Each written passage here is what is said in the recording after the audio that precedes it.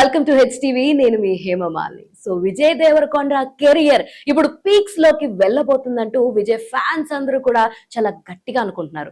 నిన్ననే విజయ్ దేవరకొండ శౌర్య అలాగే వైర creations banner పైన తన నెక్స్ట్ రాబోయే సినిమా పూజ కార్యక్రమం అయితే జరిగింది. దానికి నాని విజిట్ చేసి క్లాప్ కొట్టడం కూడా మనం చూసాం. అయితే ఇప్పుడు దాకా మనం చూసుకుంటే Nani career one of the natural star ఎవరైతే ఉన్నారో మన నాని, తన కెరియర్ ఎవరు లేకుండా వచ్చి ఇప్పుడు తనకంటూ ఒక ఓన్ పాత్ ని క్రియేట్ చేసుకున్నారు. తను కూడా పెళ్లి కానంత వరకు కూడా తన కెరియర్ అప్ అండ్ డౌన్ గా ఉండడం మనం చూసాం. పెళ్లి అయిన తర్వాత నాని కెరియర్ పీక్స్ లోకి వెళ్ళడం కూడా మనం చూస్తున్నాం. ఇప్పుడు అదే రీతిలో నాని ఇంట్రడ్యూస్ చేస్తే వచ్చినటువంటి విజయ్ దేవరకొండ కూడా అదే ఫ్లోలో అదే ఫాలో అప్ లో వెళ్తున్నట్టుగా మనకు కనిపిస్తుంది. సో రీసెంట్ గానే విజయ్ దేవరకొండ అండ్ రష్మిక మందన ఇద్దరు పెళ్లి చేసుకున్నారు అన్న సంగతి మనందరికీ తెలిసిందే. సో పెళ్ళైన తర్వాత అయినా సరే వీడికి లక్ కలిసి వస్తుందా అంటే కలిసి వస్తుంది అని చెప్పి గట్టిగా తన ఫ్యాన్స్ అందరూ చెప్తున్నారు. సో విజయ్ దేవరకొండ రష్మిక పెళ్ళైన తర్వాత రిలీజ్ అయిన రణబలి గ్లిమ్స్ ఏ రేంజ్ లో హిట్ అయినాయో